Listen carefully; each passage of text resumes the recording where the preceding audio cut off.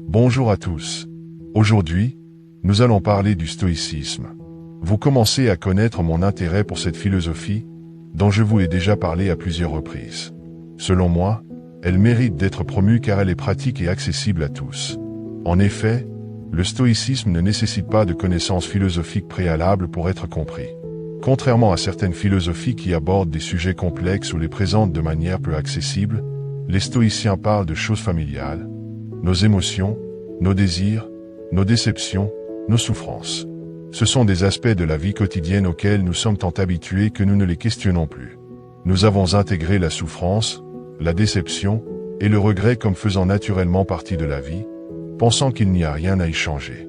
Pourtant, les stoïciens nous disent qu'il est possible de changer quelque chose.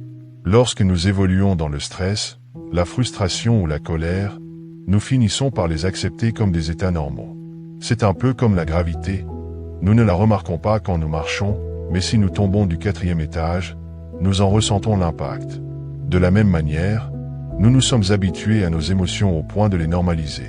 Cependant, les stoïciens affirment que la souffrance n'a pas à être normalisée, que la déception et le regret ne doivent pas être prédéfinis comme inévitables. Selon eux, aucune émotion, qu'elle soit négative ou positive, ne doit être perçue comme immuable, car nous avons le pouvoir de nous libérer. Les stoïciens utilisaient le mot « passion » plutôt que « émotion ». À l'époque, le vocabulaire était différent, et les passions n'étaient pas considérées comme quelque chose de positif. Le mot « passion » vient du grec « pathos », qui signifie ce que l'on subit. Les passions nous rendent passives et impliquent la douleur de l'âme. Dire que nous pouvons nous libérer de nos émotions nécessite donc quelques explications, car nombreux sont ceux qui pensent que les émotions sont incontrôlables, qu'elles surgissent sans que nous en soyons responsables. Or, pour les stoïciens, nous sommes responsables de nos émotions. Ainsi, se libérer des émotions souffrances et de la qui en découle revient à se libérer de nos jugements. Comme l'a dit Épictète, un stoïcien qui était esclave, son nom signifie d'ailleurs serviteur en grec. Ce qui trouble les hommes, ce ne sont pas les choses, mais les jugements qu'ils portent sur les choses. Cette phrase résume l'essence de la pensée stoïcienne. Les choses extérieures pourraient ne pas nous affecter. Prenons un exemple concret. Imaginez qu'un ami vous trahisse. Vous pouvez imaginer n'importe quelle situation. Il parle mal de vous derrière votre dos, il vous vole, ou il trahit votre confiance d'une manière ou d'une autre. En apprenant cela, vous ressentirez probablement de la colère, de la haine, de la déception. Vous souffrez, rongé par la colère et la trahison. Mais pour les stoïciens, ce qui vous fait souffrir, ce n'est pas la trahison de votre ami en elle-même, mais l'attente que vous avez maintenue placée en lui. Imaginons une autre situation, vous jouez au loto. Vous savez que vos chances de gagner sont minces, et lorsque vous perdez, votre déception est faible car vous conservez peu d'attente. Ici, l'attente faible engendre une faible déception. Revenons maintenant à la trahison de l'ami. Votre souffrance vient du fait que vous ne vous attendiez pas à ce qu'il vous trahisse. Vous avez placé une forte attente de loyauté en lui, et c'est cette attente insatisfaite qui est à l'origine de votre douleur. La trahison fait souffrir parce que nous jugeons que c'est inadmissible. Pour les stoïciens, nous sommes responsables de nos attentes. Nous avons fait le choix de croire en la loyauté de cette personne, mais cette croyance n'engageait que nous. Est-ce à dire qu'il ne faut plus faire confiance à personne? Non, mais il faut être prêt à accepter que l'autre peut ne pas répondre à nos attentes. Les stoïciens nous invitent à ne pas attendre de l'être humain ce qu'il n'est pas toujours capable de donner.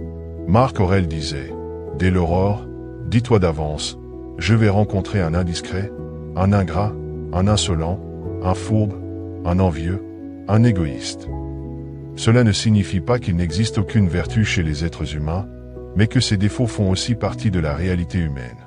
La grande leçon du stoïcisme est celle du réalisme.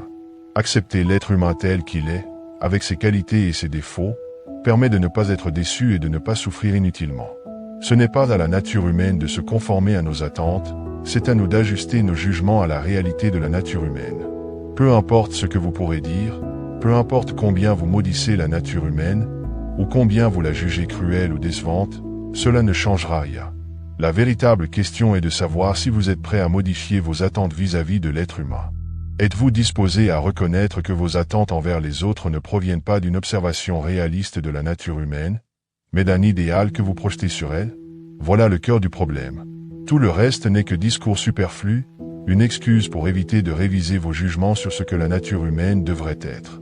C'est précisément à cause de ces jugements que vous êtes responsable de vos propres émotions. Vos émotions dépendent non pas de la réalité de la nature humaine, mais du jugement que vous portez sur ce que la nature humaine devrait être. Le problème n'est pas la réalité elle-même, mais plutôt votre jugement de cette réalité. Lorsque Marc Aurèle énumère les défauts humains, ce n'est pas pour dire que tous les humains sont essentiellement méchants ou hostiles, mais pour nous rappeler qu'il faut s'attendre à retrouver ces défauts chez l'être humain, car ils font partie intégrale de la nature humaine. Attendre des autres qu'ils ne soient pas des humains, c'est insensé. C'est cette absurdité qui nous rend malheureux. Ce qui nous cause du malheur, ce ne sont pas les choses elles-mêmes, mais l'écart entre les choses telles qu'elles sont et les choses telles que nous voudrions qu'elles soient, telles que nous les imaginons ou les idéalisons. Le problème réside dans notre jugement, notre perception des choses. Les stoïciens enseignent qu'il existe des choses qui dépendent de nous et d'autres qui n'en dépendent pas. Être affecté par ce qui ne dépend pas de nous est illogique, car cela revient à croire que nous influencerons actuellement ce qui est hors de notre contrôle. C'est irrationnel. Les stoïciens prônent la raison et l'alignement avec le logo, les lois logiques qui sous-tendent les lois de la nature. Si vous vous faites face à une situation désagréable, vous vous adaptez, car vous savez que demander à l'univers de changer ne sert à rien. Vous savez que cela ne dépend pas de vous. Ce qui dépend de vous, c'est de vous protéger contre les aléas de la vie, de minimiser l'impact de la réalité sur vous. Pourquoi en serait-il autrement avec les autres êtres humains? Pourquoi devraient-ils se conformer à vos attentes? Les choses ne fonctionnent pas ainsi, et vous le savez. Alors pourquoi continuer à vivre et à agir comme si vous ne le saviez pas? Pourquoi continuer à être déçu par quelqu'un qui ne se conforme pas à votre vision de ce qu'il devrait être? Avez-vous oublié que chaque être humain est guidé par ses propres motivations, et qu'il n'attend pas vos opinions pour agir, il l'entend? Les stoïciens posent la question fondamentale. Pour qui vous prenez-vous pour croire que la réalité doit s'adapter à vous? C'est à vous de vous adapter à la réalité. Et si vous ne le faites pas, vous ne pouvez blâmer que vous-même si vous êtes malheureux. La réalité est ce qu'elle est. Votre rôle est de la comprendre et de vous y adapter, de l'accepter, et non de projeter sur elle vos propres attentes. La seule alternative est l'acceptation ou le malheur. Accepter ce qui ne dépend pas de nous est la clé pour éviter d'être malheureux, pour ne pas faire dépendre notre bonheur de ce qui échappe à notre contrôle. Nous sommes habitués à juger, à dire ce qui est bien ou mal, à pointer ce que les autres devraient ou ne devraient pas faire. Nous sommes souvent plus prompts à critiquer ce qui ne va pas chez les autres qu'à reconnaître nos propres défauts, car nous voyons le monde à travers nos propres filtres de perception. Tout ce qui ne correspond pas à notre mode de fonctionnement est disqualifié. L'altérité nous échappe, même chez ceux qui se disent ouverts et tolérants. Nous ne sommes pas aussi tolérants que nous le pensons. Dès que quelque chose nous déplaît, nous nous empressons de le juger plutôt que de chercher à le comprendre. Chaque fois que nous jugeons ce qui nous dérange, c'est comme si nous infligeons une blessure à notre propre perception. Nous nous énervons, nous nous indignons, et nous nous sommes malheureux par ces réactions. Si nous pouvions simplement nous dire c'est ainsi, nous serions plus en paix. Les gens sont ce qu'ils sont, ils réagissent comme ils réagissent, et pensent comme ils pensent. Ce n'est pas grave tant que nous ne cherchons pas à imposer nos propres jugements sur eux. Bien sûr, il y a des moments où nous savons que nous avons raison, et l'autre ne veut pas l'entendre. Parfois, nous voyons qu'un ami est dans l'erreur et ne s'en rend pas compte. Nous voulons leur dire « Réveille-toi, révolte-toi ». Mais à quoi bon? Ce n'est souvent qu'après coup que les conseils résonnent. Vous pouvez juger et conseiller autant que vous le souhaitez, mais la question est de savoir à quel véritable point le jugement que vous portez sur la situation de votre ami vous affecte. Est-ce le fait de ne pas être écouté qui vous fait souffrir? Vous marchez dans la rue, vous glissez sur un pavé, et vous tombez. Heureusement, vous n'êtes pas blessé, mais tout le monde vous a vu. À cet instant, vous ressentez de la honte. Pourquoi? Parce que le jugement des autres sur vous vous affecte. Vous vous dites « j'ai l'air ridicule ». Ce n'est pas la chute qui vous affecte, mais l'idée que vous avez de ce que les autres pensent de vous. Dans un monde d'hypocrisie, nous prétendons que le regard des autres ne nous atteint pas, mais bien sûr qu'il nous touche. Nous voulons tous donner la meilleure image de nous-mêmes. C'est l'ego qui gouverne notre image de soi. De la même manière, ce n'est pas tant les événements eux-mêmes qui nous attirent, mais notre jugement de ces événements. C'est le jugement des autres qui nous affecte, ou plutôt le jugement que nous projetons sur eux. Nous nous faisons souffrir en nous imaginant ce qu'ils pensent. Rappelez-vous quand vous deviez faire un exposé devant toute la classe à l'école. Vous étiez en panique à l'idée de ce que les autres pensaient tous de vous. Mais en réalité, La plupart des élèves pensaient à autre chose. Tout le monde s'en fiche. La majorité des jugements que vous avez accumulés sur vous-même viennent de vous-même, pas des autres. Ainsi, pourquoi continuer à accorder de la valeur au jugement des autres? Pourquoi continuer à accorder de l'importance à quelque chose qui n'a d'impact que celui que vous lui permettez d'avoir? C'est la vraie question. Selon les stoïciens, notre souffrance émotionnelle, notre stress, notre honte, tout cela est de notre propre responsabilité. C'est dans notre tête. Rien ne peut vous affecter émotionnellement sans votre consentement. Lorsque vous comparez ce qui vous est arrivé à vos réactions, vous verrez que la balance penche toujours du côté de la réaction et du jugement. Les gens ne vous aiment pas? Très bien. Et alors, concrètement, qu'est-ce que cela change pour vous? Concrètement, cela ne signifie rien, à moins que vous lui accordiez de l'importance. Il y a donc deux aspects à prendre en compte, le jugement que vous portez sur les situations, qui vous affectent plus que les situations elles-mêmes, et le jugement des autres, ou plutôt le jugement que vous projetez sur les autres, qui vous affecte. Plus que ce pourquoi vous pensez qu'ils vous jugent. Dans les deux cas, ce qui vous affecte, c'est le jugement, une construction mentale qui amplifie votre souffrance. La leçon des stoïciens est d'épouser ce qui nous arrive, de ne faire qu'un avec les événements, car le jugement nous divise. Il nous sépare de la réalité et de nous-mêmes, et nous empêche de recevoir les choses telles qu'elles sont. Il s'agit d'accepter plutôt que de réagir, de vivre plutôt que de juger. Les stoïciens disent, il y a ce qui dépend de nous et ce qui ne dépend pas de nous. Les choses qui dépendent de nous sont libres, mais celles qui n'en dépendent pas sont esclaves. Acceptez ce qui vous arrive, ne projetez pas sur les autres vos propres jugements. La réalité est ce qu'elle est. Votre travail est de la comprendre et de vous y adapter. Les stoïciens sont souvent perçus comme des philosophes insensibles, qui nient notre dimension émotionnelle. Mais en réalité, ils nous apprennent à ne pas être affectés par ce qui est inévitable et naturel. Seule la façon dont nous réagissons à ces événements dépend de nous. Agissez avec attention, sans crainte, et accueillez chaque instant pour ce qu'il est, ni plus, ni moins.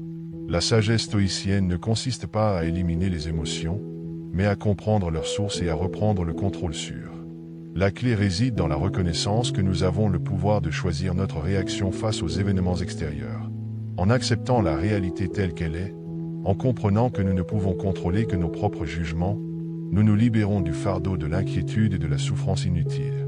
Nous devenons alors capables de vivre en harmonie avec nous-mêmes et avec le monde, trouvant la paix intérieure non pas dans le changement des circonstances extérieures. Vous pouvez dire tout ce que vous voulez, maudire la nature humaine, affirmer que les gens sont mauvais ou décevants, cela ne changera rien. La seule véritable question est, êtes-vous prêt à ajuster vos attentes vis-à-vis de l'être humain? Êtes-vous prêt à admettre que ces attentes ne viennent pas de l'observation de la nature humaine elle-même, mais d'un idéal que vous projetez sur elle? Tout le reste n'est que du bruit, des excuses pour ne pas modifier votre jugement sur ce que devrait être la nature humaine.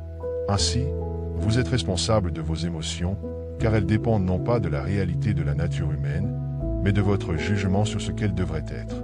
Le problème ne vient pas de la réalité, mais du jugement que vous portez sur elle. Marc Aurèle, lorsqu'il énumère les défauts humains, ne le fait pas pour dire que tous les humains sont essentiellement mauvais ou hostiles. Il rappelle plutôt qu'il faut s'attendre à trouver ces défauts chez l'homme, car ils sont induits à sa nature. Attendre d'un humain qu'il ne soit pas humain est insensé. Face à des situations, nous nous adaptons naturellement. Quand il pleut, nous prenons un parapluie. Quand il fait froid, nous nous couvrons. Nous n'essayons pas de demander au ciel de changer. Pourquoi devrait-il en être autrement pour l'être humain? Si vous le savez, pourquoi continuer à vivre comme si vous ne le saviez pas? Pourquoi être déçu par quelqu'un qui ne correspond pas à votre vision de ce qu'il devrait être? Les êtres humains agissent selon leur propre motivation, sans attendre votre approbation. Pour qui vous prenez-vous pour croire que la réalité va s'adapter à vous? C'est à vous de vous adapter à la réalité. Nous sommes habitués à juger, à dire ce qui est bien ou mal, à déterminer ce que les autres devraient faire. Nous sommes souvent plus prompts à juger les autres qu'à nous juger nous-mêmes. Nous voyons le monde à travers nos propres schémas de perception. Chaque jugement que nous portons est comme une blessure à notre représentation du monde. Nous nous énervons, nous nous indignons, et ce faisant, nous nous faisons souffrir. Nous précisons simplement nous dire, c'est ainsi. Votre souffrance résulte du jugement que vous portez. Prenons un autre exemple, vous marchez dans la rue, glissez sur un pavé et tombez. Heureusement, vous n'êtes pas blessé, mais tout le monde vous a vu. À ce moment-là, Vous ressentez de la honte. Votre souffrance est morale, car c'est votre dignité qui est touchée. Pourquoi? Parce que le jugement des autres. Dans ce monde d'hypocrisie, nous prétendons que le regard des autres ne nous atteint pas. Mais bien sûr qu'il nous atteint. Nous voulons donner la meilleure image de nous-mêmes. Le nier, c'est nier la réalité. Ce n'est pas l'événement en soi qui nous affecte, mais le jugement que nous imaginons que les autres portent sur nous. Donc, pour résumer, il y a le jugement que vous portez sur les situations et le jugement que vous projetez sur les autres. Dans les deux cas, ce qui vous affecte, c'est le jugement. La leçon stoïcienne est claire. Nous devons accepter ce qui nous arrive, sans jugement. Cela nous permettra de recevoir les choses telles qu'elles sont, d'accepter plutôt que de réagir. La réalité ne dépend pas de nous, mais notre réaction, notre jugement. Je vous remercie.